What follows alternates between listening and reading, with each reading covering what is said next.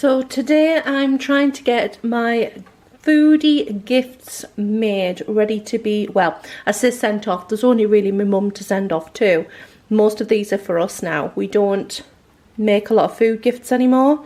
Mostly because things like my grandparents, because of their age they're at, they don't really eat much sweet stuff and just things like that. So we're making my recipe for chocolate peanut butter snowballs, which I will try and get the camera to focus on whilst not in shadow.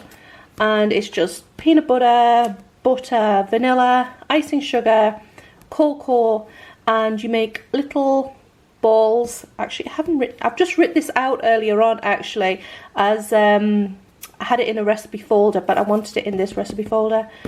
I need to write down the size of the balls, but they're kind of like 3/4 inch, so about 20 mil, something like that. Less than an inch, bigger than a 1/2 inch. Some will be small, you know, it just depends how they come out, but somewhere between a 1/2 and a 3 and a full inch, anywhere in between.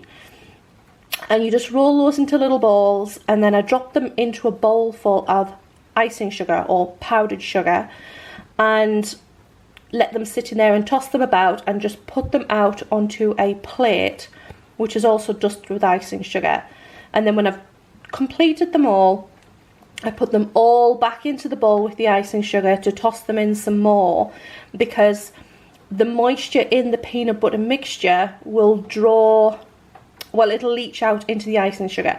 So you want to retoss them again to completely coat those balls so they don't go sort of soggy. You want them to be dry so they don't all stick together. The other things I'll be doing is I will be coating little stollen bites with chocolate. Really simple, and they're a really nice little goodie to go with a cup of tea or a cup of coffee. And that's these kind of, I don't know what size they are, a couple of inches long, little stollen bites. And I will just literally just melt some milk chocolate and coat them in the milk chocolate, and just pop them on a baking tray with greaseproof paper on. And then when they're set up, they can all go into a jar or a container.